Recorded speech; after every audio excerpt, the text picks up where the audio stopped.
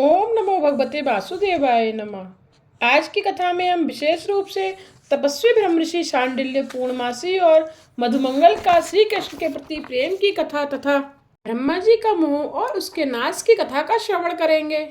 सूत जी कहते हैं, इन ब्रज बालकों में से एक था ऋषि शांडिल्य का पुत्र मधुमंगल।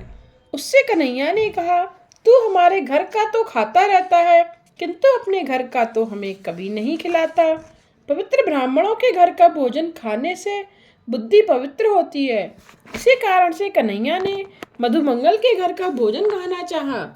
यशोदा जी ने शांडिल्य ऋषि से कहा था कि मधुमंगल को रोज भोजन करने भेजना। यशोदा जी उसका बड़ा आदर करती थी। सो आज कन्हैया उस ऋषि पुत्र से कह रहा था, तू रोज मेरे घर आता है, आज मुझे तू अपने घर का खाना खिला। मधुमंगल ने दौड़ते हुए अपने घर आकर अपनी माता पूर्णमासी से बात की।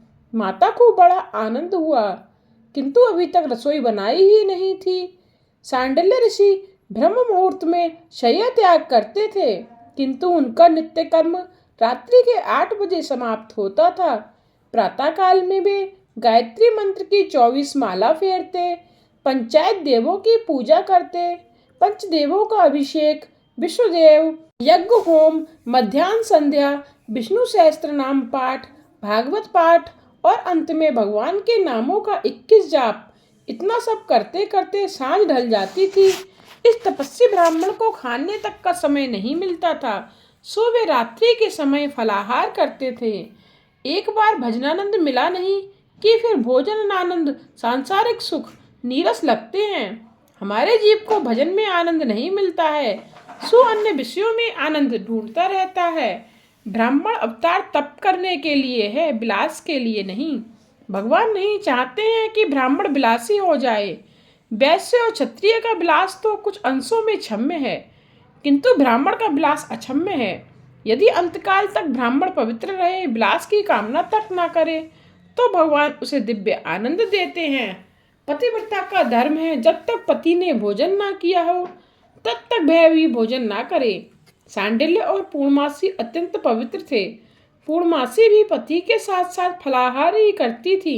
उनका एकमात्र पुत्र मंगल तो यशोदा के घर भोजन कर लेता, अतः पूर्णमासी कभी रसोई बनाती ही नहीं। यदि स्त्री अपने पति के प्रति ईश्वर तत्व का अनुभव नहीं करती, ईश्वर का भाव नहीं करती, तो उसे पत्थर की मूर्ति में से कभी भगवान नहीं मिलेंगे। जीवन की आवश्यकताओं के घटते बढ़ने के साथ साथ पाप पुण्य घटते बढ़ते जाते हैं। चाहिए का तो अंत कभी नहीं आता। सो अपनी आदत और जरूरत कम करते रहो। निश्चय करो कि मुझे भगवान के सिवाय और कुछ भी नहीं चाहिए। पवित्र ब्राह्मण अपने घर में किसी भी वस्तु का संग्रह नहीं करता। अब पूर्णमासी के घर में तो कुछ भी नहीं था। घर में देखा तो बस थोड़ी सी छाछ थी। खट्टी होगी तो कन्हैया को पसंद नहीं आएगी, ऐसा सोचकर उसकी कड़ी बनाई।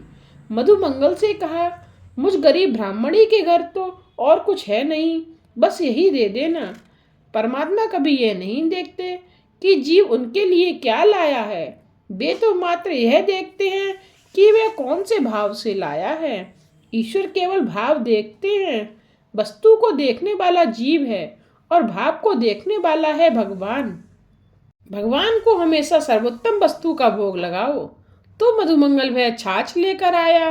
अन्य सभी बालक तो भांति भांति की मिठाई लाए थे, इसीलिए मधुमंगल ऐसी छाछ देते हुए शर्माने लगा। उसने सोचा, यदि मैं ऐसी छाछ कन्हैया को दूंगा तो मुझे सारा जन्म ऐसी खट्टी छाछ ही पीनी पड़ेगी। कान्हा उपवास ही करेगा कि उसकी माँ खट्टी है, सो छाछ खट्टी है। ऐसा सोचकर मधुमंगल स्वयं ही छाछ पीने लगा। भगवान की दृष्टि उस पर पड़ी। अरे मधुमंगल, तेरी माँ ने यह छाछ मेरे लिए भेजी है और मुझे देने के बदले तू ही पिए जा रहा है। मेरी मौसी पूर्णमासी ने मेरे लिए बड़े प्यार से भेजी है, मुझे भी तो पीने दे। मधुमंगल जल्दी जल्दी पीने लगा। कन्हैया झपट कर उसके पास आया और मटकी अपने हाथ में ले ली, किंतु वह तो खाली हो गई थी। जब कन्हैया ने देखा कि मधुमंगल के मुंह पर थोड़ी सी छाछ लगी है, तो उसका मुंह चाटने लगा। यह सब चल रहा था उसी समय वहां ब्रह्मा जी का आगमन हुआ। कन्हैया कह रहा था, मधुमंगल, तेरे पिता तपस्वी ब्राह्मण है, सो तेरी झूठी छाछ मेरी बुद्धि सुधारेगी। श्री कृष्ण बालक के साथ बालक, भोगी के साथ भोगी, योगी के साथ योगी और ज्ञानी के साथ ज्ञानी हैं। बालक ब्रह्म ज्ञान की बातें समझ नहीं सकते हैं, अतः भी उनका मन खाने पीने की बातों, माखन चोरी, लीला आदि से हरते हैं। वे बालकों के मित्र बनकर अनायास ही ब्रह्मानुभव पर आते हैं। कन्हैया को मधुमंगल का मुंह चाटते हुए पाया तो ब्रह्मा जी को आश्चर्य हुआ। ये कैसा भगवान है? लोग श्री कृष्ण को ईश्वर मानते हैं और यह तो इधर गोप बालकों का मुंह चाटता फिरता है। ईश्वर कभी ऐसा भी हो सकता है क्या? ब्रह्मा जी पशुपेश में डूब गए हैं। ये वही ब्रह्मा हैं जिन्होंने क्षीर सागर में जाकर शेष साई भगवान से अवतार लेने की प्रार्थना की थी और उनके देवकी जी के गर्भ में आने की गर्भ स्तुति की थी। आज ये ब्रह्मा जी श्री कृष्ण की सगुण लीला देखकर चकरा गए हैं। सगुण ब्रह्मा की चित्र विचित्र लीला को देखकर ब्रह्मा जी सरीखे भी असमंजस में पड़ जाते हैं। तो सामान्य जीव की तो बात ही क्या है। निर्गुण ब्रह्मा को समझना कुछ आसान है, किंतु सगुण ब्रह्मा की लीलाओं का पार पाना बड़ा कठिन है। तुलसीदास जी ने भी कहा है, निर्गुण रूप सुलभ अति, सगुण न जाने कोई। ब्रह्मा जी ने परीक्षा लेने की सोची कि यह श्री कृष्ण ईश्वर है या कोई साधारण देव। यह मुझ जैसी सृष्टि बना पाएगा तो मैं मानूंगा कि यह कृष्ण ईश्वर हैं। यदि मेरी कसौटी पर यह पार उतरेगा तो मैं इसे ईश्वर मानूंगा। ब्रह्मा जी माया के बल से सभी बछड़ों को ब्रह्मलोक में उठा ले गए। भोजन करते करते बालकों को अपने बछड़ों की याद आई। देखा तो बछड़े वहां थे ही नहीं। कन्हैया से उन्होंने बात की। कन्हैया ने मित्रों से कहा, तुम भोजन करो, मैं बछड़ों को ले आऊं। कृष्ण बछड़ों को ढूंढने चले। इस प्रसंग में एक और भी रहस्य है। जब तक बच्चे भगवान को ही दृष्टि में रखकर भोजन कर रहे थे तब तक उन्हें आनंद मिला, किंतु बछड़ों की चिंता होते ही विषयों में उनका मन जा लगा तो ब्रह्मा बछड़ों को उठा ले गए और ईश्वर ही दूर हो गए। कन्हैया को ढूंढने के लिए दूर जाना पड़ा। गोप बालक ब्रह्मा के अधीन हो गए, ब्रह्मा की माया के अधीन हो गए। ब्रह्मा भी काल का एक रूप है। सांसारिक विषयों की ओर मन गया नहीं कि जीव को ब्रह्मा काल पकड़ लेते हैं। भोजन करते समय यदि दृष्टि भगवान की ओर रहेगी तो भोजन भी भजन हो जाएगा। भोजन अतिशय स्वादिष्ट ना होना चाहिए। स्वादिष्ट अधिक होगा तो भरपेट खाया जाएगा। बहुत खाने से मन आलसी हो जाता है। स्वाद रहित भोजन होगा तो मात्र भूख के लिए ही खाया जा सकेगा।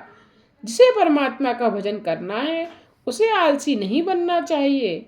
भोजन एक अनिवार्य शरीर धर्म है, वह पाप नहीं है, किंतु भोजन ही के साथ तन्मय होना पाप है। श्री कृष्ण बछड़ों को ढूंढ न पाए तो वापस लौटे। इधर आकर देखा तो गोप बालक गायब थे।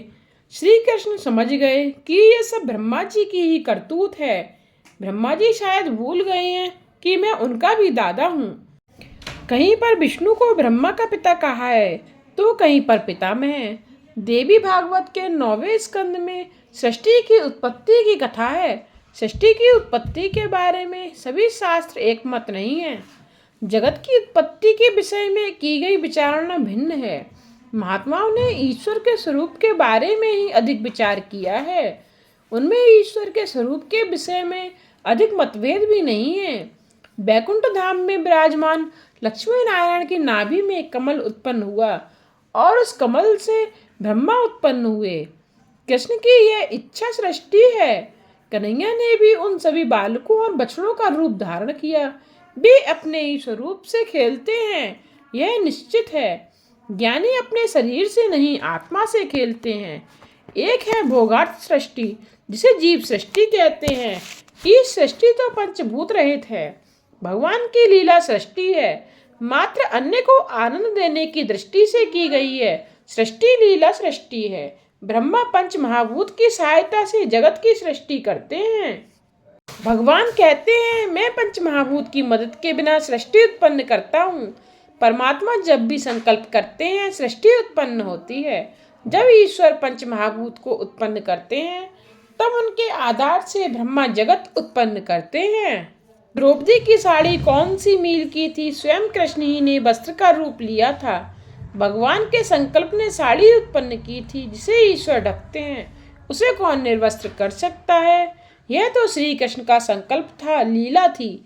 श्री कृष्ण ने गोप बालकों की कमली, लकड़ी आदि के अनेक रूप धारण किए। वैष्णव ब्रह्मा के परिणामवादन में विश्वास रखते हैं और वेदांती विवर्तवाद में। जगत गुरु शंकराचार्य का वाद विवर्तवाद है। यह जगत मिथ्या है, असत्य है। इसके अधिष्ठाता सत्य होने के कारण यह जगत सत्य रूप भासमान होता है। वस्तुतः ईश्वर तो एक ही है। एक ही परमात्मा अनेक रूप धारण करते हैं, किंतु उनके वे स्वरूप सत्य नहीं है। अविद्या के कारण असत्य जगत सत्य आभासित होता है। फिल्म में तो हम देखते हैं कि हनुमान जी लंका को जला रहे हैं, किंतु पर्दे का तो एक धागा भी जल नहीं पाता, क्योंकि यह आभासी सृष्टि है। चित्र नहीं, पर्दा सत्य है, अधिष्ठान सत्य है। ब्रह्म स्वरूप फलक सा है और जगत चित्र सा। माया के कारण यह सब दिखाई दे रहा है। श्री महाप्रभु जी कहते हैं ब्रह्मा निर्विकार है, फिर भी ब्रह्मा का परिणाम होता है। दोनों सिद्धांत सत्य हैं। श्री कृष्ण सत्य हैं और उनके कारण ही लाठी का भास होता है।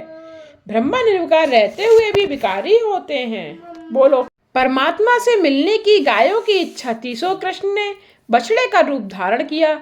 असली बछड़े तो ब्रह्मलोक में थे।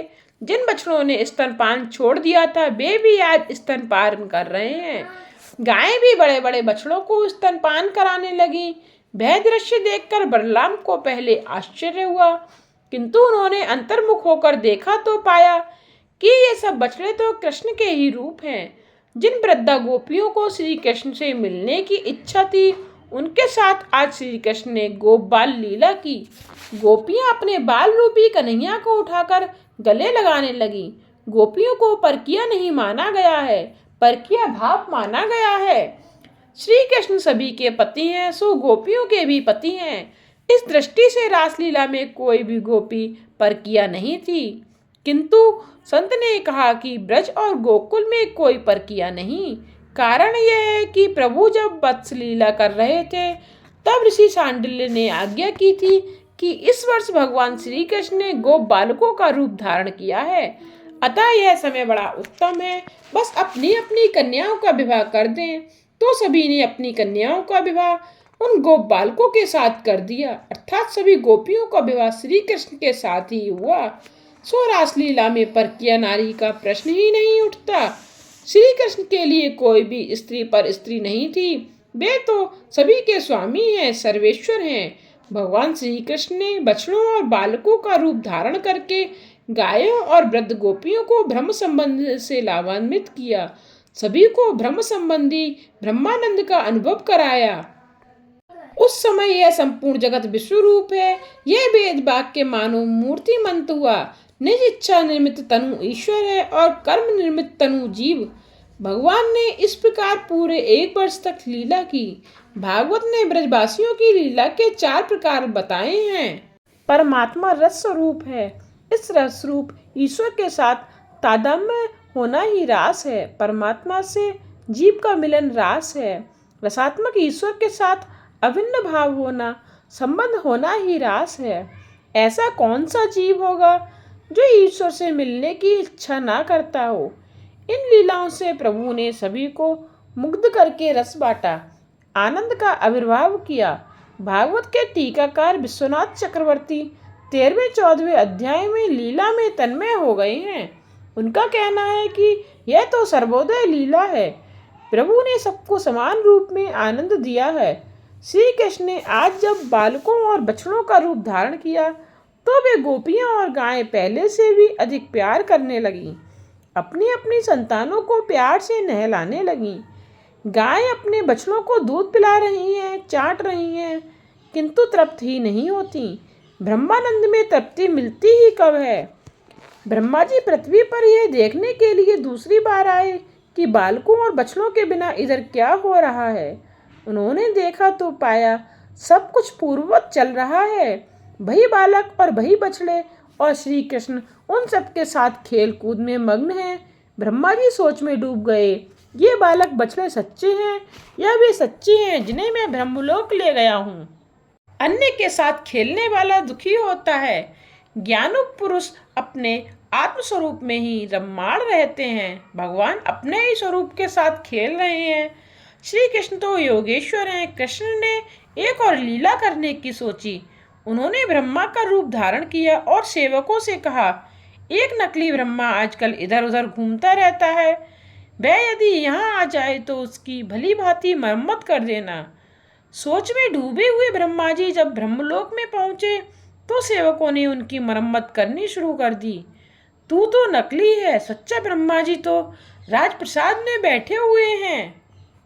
ब्रह्मा जी ने आंखें बंद करके ध्यानावस्थित होकर देखा तो अपने सिंहासन पर श्री कृष्ण को बैठा पाया।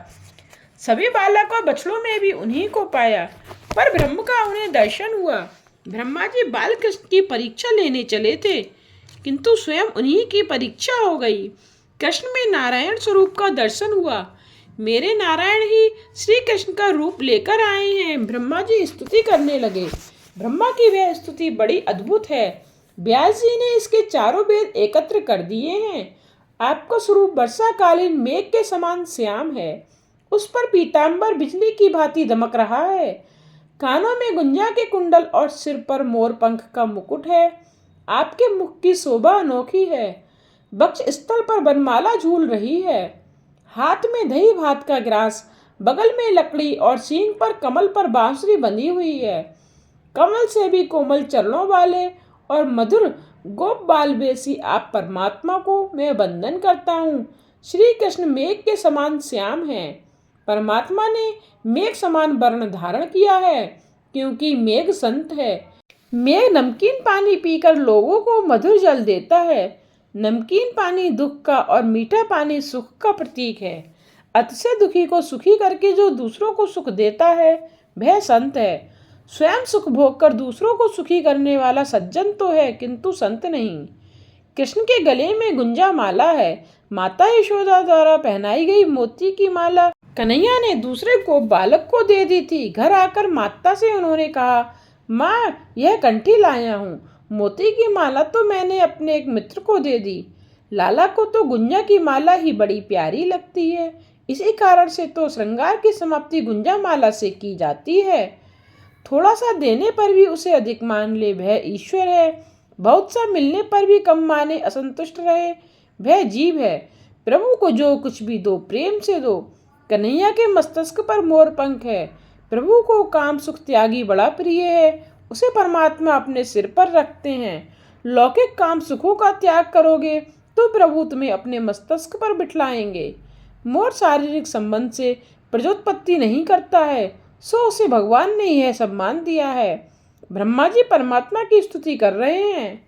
आपका स्वरूप पंच महाभूतों का नहीं, किंतु स्वयं सर्जित है। परमात्मा का स्वरूप अप्राकृत अलौकिक है। जीव को तो उसके पूर्व जन्म के प्रारब्ध कर्मानुसार शरीर मिलता है। परमात्मा स्वेच्छा से शरीर धारण करते हैं। मनुष्य को उसके कर्मानुसार शरीर मिलता है। परमात्मा स्वेच्छा से शरीर धारण करते हैं या फिर भक्तों की इच्छा के कारण। निराकार निजानंद ने आज श्री कृष्ण के रूप में अवतार लिया है। परमात्मा के अंग अंग आनंद रूप हैं। उनका स्वरूप अलौकिक अप्राकृत है। परीक्षा लेने के लिए किए गए प्रयत्न के कारण ब्रह्मा जी ने प्रभु से क्षमा प्रार्थना की। गर्भ में पल रही संतान का प्रहार माता को क्रोधित नहीं कर पाता। माता को तो क्रोध की अपेक्षा आनंद ही होता है। इसी भांति मेरे अपराध को क्षमा कर दीजिए। ब्रह्मा जी कहते हैं, मेरा शरीर पंच तत्वों से बना हुआ है, किंतु आपका शरीर तो केवल आनंदमय है। मिस्री के खिलौने मिस्री ही हैं, हाथी घोड़े नहीं। उनकी टांग तोड़कर दूध में डालोगे तो दूध मीठा हो जाएगा। इसी तरह निर्गुण में से सगुण बने हुए परमात्मा भी आनंद रूप हैं। भगवान श्री कृष्ण का शरीर पूर्ण आनंदमय है। उनसे आनंद भिन्न है। निराकार आकार धारण कर भी ले फिर भी तत्व तो वही रहता है। ब्रज की गायों और स्त्रियों को धन्य है, जिनके दूध रूपी अमृत को पीने के लिए आपने बछड़े और गोप बालकों का रूप धारण किया। आप वह हैं जिनको संतुष्ट करने के लिए कई यज्ञ आदि कार्य असमर्थ रहे। गोकुल वृंदावन में जन्म पाने वाले सभी महाभाग्यशाली हैं। जब तक मनुष्य प्रभु के भक्त नहीं होते हैं, तब तक उनके लिए राग देश आदि चोर समान है। घर कारागृह है और मोह पापों में पड़ी जंजीर के समान है। भक्त बनने के बाद ये सब मोक्षदाता बन जाते हैं। सभी प्राणियों का आत्मा है श्री कृष्ण। समग्र जगत श्री कृष्ण से व्याप्त है। जो मनुष्य मुरारी भगवान के चरण पल्लव रूप नौका का आश्रय लेते हैं, उनके लिए यह संसार समुद्र केवल बछड़े के कदमों के निशान जितना ही गहरा है, अर्थात गहरा नहीं है। वे इसे अनायास ही पार कर जाते हैं। भक्ति के बिना मात्र ज्ञान प्राप्त करने का प्रयत्न तो छाल को ओखली में रखकर कूटने जैसा है, जो निष्फल ही रहता है। मात्र भक्ति ही मोक्षदायिनी है। ब्रह्मा जी ने बंदन और स्तुति करके क्षमा याचना की। ब्रह्मा जी ने भोजन में विक्षेप किया था, अतः स्तुति समाप्त होने पर भी श्री कृष्ण मौन रहे। किसी के भोजन और नींद में बाधा डालना पाप है। ब्रह्मलोक में नींद में सोए हुए बालक 1 वर्ष के बाद जागे। उन्होंने सोचा कि आज ही लीला हुई है। यह लीला 1 वर्ष तक चली, सो वे अघासुर वध की कथा अपनी माताओं को जल्दी कह ना पाए। कुछ महात्मा इसे ब्रह्म मोह निवारण लीला कहते हैं। श्रीधर स्वामी ने इसे सर्वोदय लीला कहा है। जैसा आनंद यशोदा को दिया, वैसा ही आनंद गोपियों को, गोप बालकों को, गायों को और बछड़ों को श्री कृष्ण ने दिया। अतः यह सर्वोदय लीला है। साधना करने से चित्त शुद्धि होती है और बाद में ईश्वर की प्राप्ति। श्री कृष्ण परमात्मा का पूर्ण स्वरूप है, अतः सभी शक्तियों का प्राकट्य हुआ है। अन्य सभी अवतार अंशावतार हैं, किंतु राम और कृष्ण का अवतार पूर्ण है। नरसिंह अवतार में क्रिया शक्ति प्रकट हुई और ज्ञान शक्ति गुप्त रही थी। अन्य अवतारों में मात्र एक एक शक्ति प्रकट हुई थी और अन्य शक्तियां गुप्त रही थीं। श्री कृष्ण ने प्रत्येक लीला में एक एक देव का पराभव किया। वत्स लीला में ब्रह्मा का अभिमान उतार दिया, गोवर्धन लीला में इंद्र का और रास लीला में कामदेव का पराभव किया। एक दिन कन्हैया कहने लगा, माँ अब मैं बड़ा हो गया हूँ, गायों को चराने के लिए ले जाऊं। यशोदा बोली, अभी तो तू छोटा है, जरा और बड़ा हो जा, फिर अच्छा सा मुहूर्त देखकर मैं तुझे गोपाल बनाऊंगी। इतने में वहां सांडिल्य ऋषि का आगमन हुआ, तो यशोदा ने कन्हैया का जन्माक्षर देते हुए उसे गोपाल बनाने का मुहूर्त पूछा। तो ऋषि ने कार्तिक मास के शुक्ल पक्ष की अष्टमी का मुहूर्त दिया। कन्हैया उस दिन गोपाल बनने वाला था। उसे इतनी तो उतावली थी कि उसकी नींद ही गायब हो गई।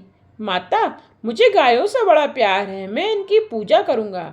प्रातःकाल में स्नान आदि से कन्हैया निवृत्त हुआ कि शांडिल्य ऋषि आए। कन्हैया ने गायों की पूजा की तो उनको बड़ा आनंद हुआ, क्योंकि उनका स्वामी पूजा कर रहा था। गायों को फूल माला पहनाकर मिठाई खिलाई। गायों ने आशीर्वाद दिया, हमारे लाला की जय जयकार हो। यदि प्रभु ने संपत्ति दी हो तो गायों का पालन करो। आज के धनवान लोग घर में कुत्ते को पालते हैं और उन्हें अपने साथ मोटर में बिठाकर घुमाने भी ले जाते हैं। ऐसे लोगों के लिए यही कहेंगे कि वे अगले जन्म की तैयारी कर रहे हैं। कुत्ते से अति स्नेह किया जाएगा तो मृत्यु के समय उसमें वासना रह जाएगी और अगले जन्म में कुत्ते की योनि में जन्म लेना पड़ेगा। कुत्ते का तिरस्कार ना किया जाए, उसे रोटी भी दी जाए, किंतु उसके पीछे पागल मत बनो। गाय में सभी देवों का वास है। गाय की सेवा करने से अपमृत्यु टल जाती है। उसकी पूजा करने का अर्थ है उसे भरपेट खिलाना पिलाना। तिलक भर कर देने से उसका पेट कैसे भरेगा। गाय तो ब्रज भक्त है। एक नाथ जी महाराज ने भागवत में एक विनोद किया है। राम जी ने क्या क्या नहीं किया था। कई राक्षसों का वध किया, अनेक यज्ञ याग किए, प्रजा का भली भांति लालन पालन किया, किंतु वे राजा धीराज थे, सो गायों की सेवा नहीं कर पाए। उनके मन में गौ सेवा की बात रह गई, अतः वे कृष्ण का अवतार लेकर गायों की सेवा करने आए।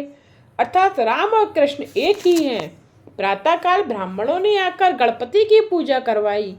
कृष्ण पूर्ण पुरुषोत्तम है, अतः धर्म की सभी मर्यादाओं का पालन करते हैं।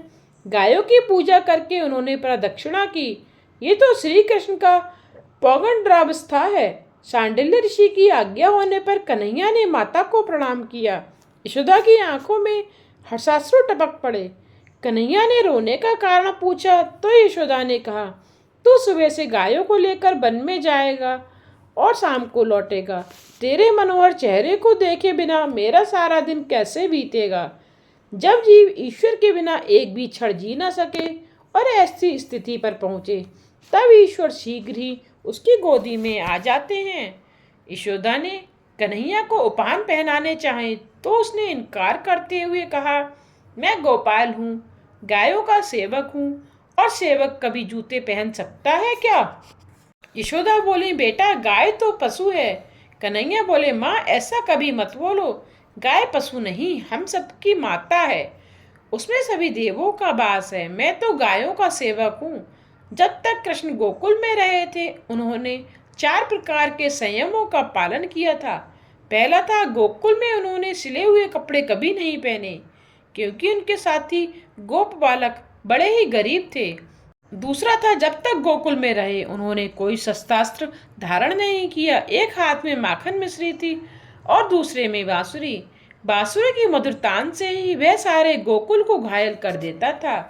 तीसरा था कि अपने सिर केस कभी नहीं उतारे। गोकुल का कन्हैया प्रेम मूर्ति है। चौथा था कि कन्हैया ने कभी जूते नहीं पहने। श्री कृष्ण ने गायों की जैसी सेवा की, वैसी ना तो कोई कर सका है और ना कोई कर सकेगा। गायों को खिलाने पिलाने के समय तक उसने कभी कुछ खाया पिया नहीं। ऐसा कन्हैया जब गोकुल छोड़कर चला जाए और गाय आंसू बहाने लगे, इसमें आश्चर्य ही क्या है। पशु होने पर भी सभी गाय श्री कृष्ण के पास ही रहना चाहती थीं। कन्हैया अपने पीताम्बर से ही गायों को पोंछता था और अपनी मिठाई भी उन्हें खिला देता था। माता कभी पूछती तो कहता, मुझे गाय बड़ी प्यारी है, उनके खाने से मुझे बड़ा आनंद मिलता है। आज की कथा को यहीं विश्राम देते हुए कल की कथा में हम धेनुकासुर का उद्धार एवं कालिया पर भगवान श्री कृष्ण की कृपा तथा प्रलंबासुर के उद्धार एवं बेड़ो गीत की कथा का श्रवण करेंगे। आगे की कथा जानने के लिए मेरे चैनल को सब्सक्राइब करना ना भूलिएगा, जिससे आने वाले वीडियोज के नोटिफिकेशन आप तक पहुंचते रहें।